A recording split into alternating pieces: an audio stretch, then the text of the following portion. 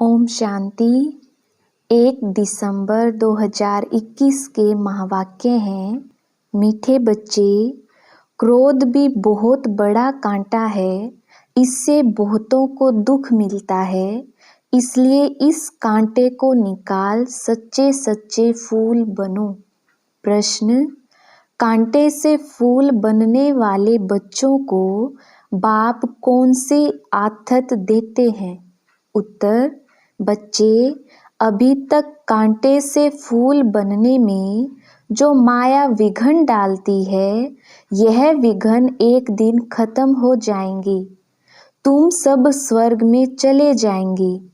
यह कलयुगी कांटे खत्म हो जाएंगे। बाप ने तुम्हें संगम युगी पोट में डाला है। माया भल मुरझा देती है, लेकिन ज्ञान का बीज अविनाशी है। यह बीज विनाश नहीं हो सकता। गीत: ना वो हमसे जुदा होंगे। ओम शांति। शिव बाबा ब्रह्मा के तन से मीठे मीठे सिकिलदे रूहानी बच्चों प्रति गुह्य राज व ज्ञान समझा रही है। एक तो बच्चों ने गीत सुना कि बाबा हम आपके ऊपर बलि चढ़ेंगे, भल कितने भी सितम सहन करने पड़े। सितम क्यों होते हैं? क्योंकि मनुष्यों को जहर नहीं मिलता। यह तो बच्चे जानते हैं कि हम ना आत्मा को ना परमात्मा को जानते थे, ना अपने आप को ना बाप को जानते थे, इसलिए जैसे जानवर बुद्धि थे। लौकिक संबंध में तो अपने को जानते हैं, बाप को भी जानते हैं। इस समय के मनुष्य अपने को और पारलौकिक बाप को बिल्कुल ही नहीं जानते हैं। कह देते हैं परमात्मा का तो कोई नाम रूप देश काल है ही नहीं, तो फिर आत्मा का भी नहीं होना चाहिए। आत्मा को भी वे लोग जानते ही नहीं। कह देते आत्मा सो परमात्मा।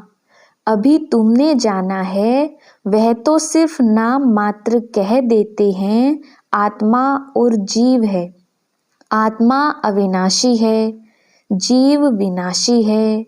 अच्छा, आत्मा क्या चीज़ है? उनका रूप रंग क्या है?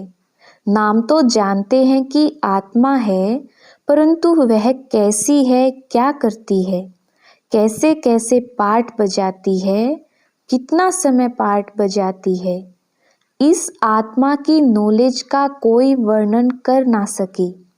अभी तुम जानते हो आत्मा छोटा स्टार है। आत्मा में ही सारा 84 जन्मों का पाठ अविनाशी नूंदा हुआ है। शंकराचार्य की आत्मा भी अपना पाठ बजा रही है। यह भी कोई नहीं जानते कि आत्मा कैसे सतो प्रधान फिर सतो रजो तमो में आती है। सिर्फ कह देते हैं भ्रुकुटी के बीच चमकता है अजब सितारा, बस और कुछ नहीं जानते। आत्मा को नहीं जाना, गोया परमात्मा को नहीं जाना। इस समय यह है कांटों का जंगल, सब कांटे हैं। ना रचयिता परम पिता परमात्मा को जानते हैं, ना रचना के आदि मध्य अंत को जानते हैं। तुम बच्चे आत्मा और परमात्मा को जानते हो, सो भी नंबरवार पुरुषार्थ अनुसार। बहुत बच्चे हैं जो यथार्थ रीति नहीं जानते। देह अभिमान में रहने के कारण पूरी धारणा नहीं होती है। नंबरवार तो है ना। पूछते हैं बाबा ऐसे क्यों है? बाबा कहते हैं बच्चे, यह राजधानी स्थापन हो रही है, इसमें सब प्रकार के जरूर चाहिए। पत्थर बुद्धि हो तब तो कम से कम पद पाएं। अगर खुद जानते हो तो औरों को भी समझाएं। तुम कहेंगे आगे चलकर समझाने लग पड़ेंगे, परंतु ऐसे भी कोई चाहिए तब तो कम पद मिलेगा ना। कहाँ राजा कहाँ प्रजा, कितना फर्क है। यहाँ तो राजा प्रजा सबको दुख है। सतयुग में ना राजा को दुख ना प्रजा को, परंतु मर्तबे में फर्क है। पूरी धारणा न होने के कारण किसको समझा नहीं सकते हैं। फिर कोई न कोई कांटा लगता रहेगा, कभी लोभ का, कभी मोह का। भूतों की प्रवेशता होती रहेगी। यह भी होना है जरूर। तुम हो प्रजापिता ब्रह्मा कुमार कुमारियाँ। प्रजापिता का बाप कौन? शिव बाबा। बाकी शिव का बाप कोई होता नहीं। यह ब्रह्मा विष्णु शंकर भी शिव की रचना है। तो सब हो गई आत्माएं। परम पिता परमात्मा एक है। ब्रह्मा विष्णु शंकर अथवा लक्ष्मी नारायण आदि कोई भी मनुष्य आत्मा से कभी गति सद्गति का वर्षा मिल नहीं सकता। मनुष्य ना आत्मा को यथार्थ जानते हैं ना परमात्मा को जानते हैं। एक परमपिता परमात्मा ही आत्मा का रियलाइजेशन करा सकते हैं। ज्ञान से सद्गति होती है। ज्ञान तो एक बाप ही देते हैं। कोई कोई बच्चे फिर यज्ञ की स्थूल सेवा भी बहुत करते हैं। इस सब्जेक्ट से भी मार्क्स मिलती हैं। अब तुम बच्चों को बाप अमर कथा तीजरी की कथा सुनाते हैं। यह वास्तव में कथा नहीं है, यह है रूहानी ज्ञान। अपने को और बाप को जानना। वह तो कह देते हैं जैसे पानी से बुदबुदा निकलता है फिर समा जाता है। हम ब्रह्म से पैदा हो पार्ट बजाए फिर ब्रह्म में लीन हो जाते हैं या ब्रह्म ही बन जाते हैं। और कोई रचना और रचता का ज्ञान है ही नहीं। ज्ञान तो बाप ही आकर समझाते हैं। इनका नाम है शिव। फिर उनको कोई रुद्र भी कहते हैं, कोई पाप कटेश्वर भी कहते हैं। अनेक नाम रख पूजा की सामग्री बढ़ा दी है।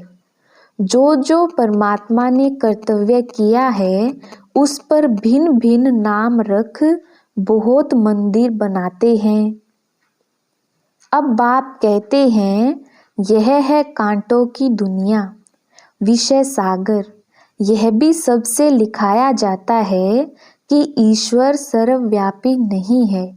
बाप तो आकर भारत को स्वर्ग बनाते हैं, तो सारी दुनिया स्वर्ग बन जाती है। यह भी किसकी बुद्धि में नहीं आता।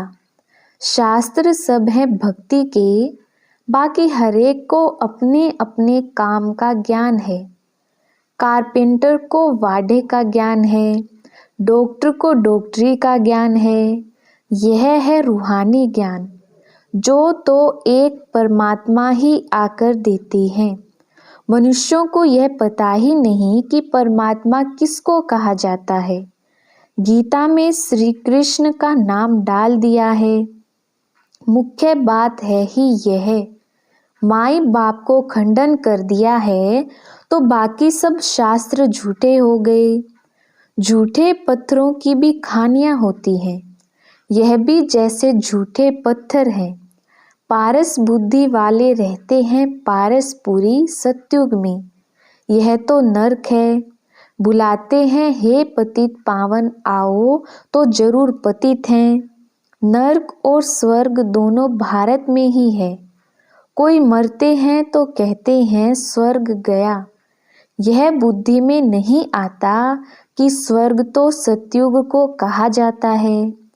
परमात्मा स्वर्ग की स्थापना करते हैं, ना कि नरक की। रावण राज्य कब से शुरू होता है यह भी किसको पता नहीं है। भल शास्त्र बहुत पढ़ते हैं, ब्रह्मचर्य में भी रहते हैं, परंतु पैदा तो विकार से होते हैं ना। साधु सन्यासी भी साधना करते हैं, बाप से मुक्ति मांगते हैं, क्योंकि छीछी दुनिया में रहना नहीं चाहते हैं। अब बाप कहते हैं पहले आत्मा को जानो कि कैसे जन्म मरण में आती है, कैसे सच्चे सोने में खाद पड़ती है, कैसे 84 जन्मों का पार्ट बजाती है। सबसे जास्ती पार्ट तुम्हारा है। जो देवी देवता थे वही पूरे 84 जन्म लेते हैं। लक्ष्मी नारायण ने राज्य किया, फिर कहाँ गए? उनकी आत्मा ने जरूर जन्म तो लिया होगा ना। अब वह कहाँ है कोई जानता नहीं। क्रिश्चियन लोग जानते हैं कि क्राइस्ट इस समय बैगरी पार्ट में होगा। तुम तो अच्छी रीति जानते हो लक्ष्मी नारायण जो स्वर्ग के मालिक थे, उन्हों को ही पुनर्जन्म ले 84 जन्म पूरे करने हैं। सभी आत्माएं 84 जन्म नहीं लेंगी। यह भी ज्ञान बुद्धि में धारण करने का है। योग में रहने के सिवाय कांटों से फूल बन नहीं सकते। योग से ही विकर्म विनाश होंगे और सतो प्रधान फूल बनेंगे।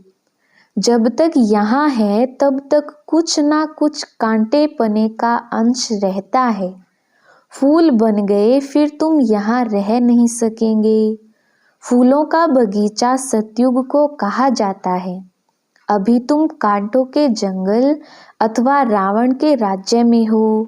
सब कांटे ही कांटे हैं। जो बहुत कांटों को फूल बनाते हैं उन्हें ही सच्चा खुशबूदार फूल कहेंगे। एक फूल होता है किंग ऑफ फ्लावर, सफ़ेद होता है, टेबल पर रखा जाता है, फिर खिलता रहता है, खुशबू बढ़ती रहती है। ऐसा फूल कोई होता नहीं। अब किंग फूल है तो क्वीन भी चाहिए। रात की रानी, गुलाब, मोतिया आदि अच्छे अच्छे फूल हैं। फ्लावर शो दिखाते हैं, वहाँ सब अच्छे अच्छे फूल ले आते हैं। जो अच्छे अच्छे फूल लाते हैं उनको इनाम भी मिलता है। तुम भी फूलों का बगीचा बनाते हो ना। शिव पर फूल चढ़ाते हैं, उसमें रतन ज्योत अक के फूल भी चढ़ाते हैं। बाबा ने समझाया है, मैं यहाँ तुम बच्चों को फूल बनाने का पाठ बजाता हूँ। मैं जानता हूँ कौन गुलाब के फूल हैं, कौन मोतियाँ हैं, कौन रतन ज्योत हैं, कौन अक हैं। सबसे छीछी होता है अक। उनकी चलन ही कांटों मिसल होती है। कोई कोई बहुत तीखे कांटे हैं। क्रोध भी एक कांटा है, बहुतों को दुख देते हैं। अभी तुम कांटों की दुनिया से किनारे में हो, संगम पर हो। कांटों से फूल बन रहे हो। जैसे माली कांटों को निकाल फूलों को अलग पोट में रखते हैं, तुमको भी बाबा ने अलग कर दिया है। तुम संगम पर हो, तुम्हारी मरम्मत होती रहती है। फिर भी माया कांटा बना देती है। फिर भी एक बार हमारा बन गया ना, तो यह माया के विघ्न भी एक दिन खत्म हो जाएंगे। फिर यह जो पोट में लगे हुए फूल हैं वह सब स्वर्ग में चले जाएंगे। कलयुगी कांटे सब भस्म हो जाएंगे। तुम कितने थोड़े फूल हो, तुम्हें संगम युगी पोट में डाला है। बीज बोया हुआ है। माया का तूफान लगता है तो मुरझा देता है। फिर भी अविनाशी ज्ञान का बीज एक बार डाला है तो वह विनाश नहीं होता है। बाप बैठ बच्चों को समझाते हैं, तुम बच्चों को बहुत बहुत निडर बनना है। बाबा कहते हैं कि यह लिख दो कि हर 5000 वर्ष के बाद यह मेला प्रदर्शनी हम इस संगम पर दिखाने आए हैं। यह तो लिखना है कि यह लड़ाई 5000 वर्ष के बाद लगती है। पुरानी दुनिया को नया बनाने या नरकवासियों को स्वर्गवासी बनाने। बाबा डायरेक्शन तो बहुत देते हैं, युक्तियाँ तो बहुत सहज बताते हैं। बाप को याद करो और स्वर्ग की बादशाही लो। मनुष्य तो पानी में टुबका मारते रहते हैं, सो भी सागर में जाए ना। नदियां सागर से निकली हैं, नदियों का बाप सागर है ना। वहां जाकर स्नान करो, परंतु वह खारा है, इसलिए मीठी नदियों में स्नान करते हैं। अभी तुम हो ज्ञान सागर के बच्चे, ज्ञान सागर पतित पावन बाप है। तुम उनके बच्चे जो जितनी जास्ती सर्विस करेंगे तो समझा जाएगा यह अच्छा फूल है। प्रदर्शनी में भी घड़ी घड़ी अच्छे फूलों को बुलाते हैं, समझते हैं फलाने हमसे होशियार हैं, परंतु होशियार का फिर रिगार्ड भी रखना चाहिए। बाबा हमेशा समझाते हैं कभी क्रोध नहीं करो, प्यार से समझाओ। क्रोध कोई करता है तो बाबा समझते हैं कि इनमें कड़ा भूत है। माँ बाप पर भी क्रोध करने में देरी नहीं करते हैं और ही दुर्गति को पा लेंगे। गरीब निवाज कब गरीबों पर क्रोध करेंगे क्या? गरीब निवाज बाबा आया ही है गरीबों को साहूकार बनाने। यहाँ जो पदमपति हैं दूसरे जन्म में नौकर चाकर बनेंगे। गरीब जो अच्छी रीति पढ़ेंगे वह जाकर राजा रानी बनेंगे। ऐसे भी सेंटर्स पर आते हैं जो ईश्वरीय सेवा में कुछ नहीं देते हैं। उनको पता ही नहीं कि थोड़ा भी बीज बोने से हमारा भविष्य कितना ऊंचा बनेगा। सुदामे का मिसाल है ना, ईश्वर अर्थ दान करते हैं, समझते हैं दूसरे जन्म में फल मिलेगा। बाबा लिख देते हैं बच्चे तुमको एक ईंट के बदले महल मिल जाएंगे। यहाँ कोड़ियाँ देते हो वहाँ हीरे बन जाते हैं। इसलिए चावल मुट्ठी का गायन है। गुरु नानक के टिकाणे में जाते हैं, कुछ ना कुछ रखते जरूर हैं, परंतु यहाँ तो बाप दाता है ना। अच्छा, मीठे मीठे सिकिलधे बच्चों प्रति मात पिता बाप दादा का याद प्यार और गुड मॉर्निंग। रूहानी बाप की रूहानी बच्चों को नमस्ते। हम रूहानी बच्चों की रूहानी बाप दादा को याद प्यार गुड मॉर्निंग और नमस्ते जी। धारणा के लिए मुख्य सार, पहला पॉइंट है बहुत बहुत निडर बन कांटों को फूल बनाने की सेवा करनी है। सब में अविनाशी बीज बोते रहना है। दूसरा पॉइंट है क्रोध का बहुत बड़ा कांटा है, उसे छोड़ बहुत बहुत प्यारा बनना है। प्यार से सर्विस करनी है, सर्विसेबल का रिगार्ड रखना है। वरदान, सर्व के गुण देखने व संतुष्ट करने की उत्कंठा द्वारा सदा एक रस उत्साह में रहने वाले गुण मूर्त भव। विस्तार, सदा एक रस उमंग उत्साह में रहने के लिए जो भी संबंध में आते हैं उन्हें संतुष्ट करने की उत्कंठा हो। जिसको भी देखो उससे हर समय गुण उठाते रहो। सर्व के गुणों का बल मिलने से उत्साह सदा काल के लिए रहेगा। उत्साह कम तब होता है जब औरों के भिन्न भिन्न स्वरूप भिन्न भिन्न बातें देखते सुनते हो, लेकिन गुण देखने की उत्कंठा हो तो एक रस उत्साह रहेगा और सर्व के गुण देखने से स्वयं भी गुण मूर्त बन जाएंगे।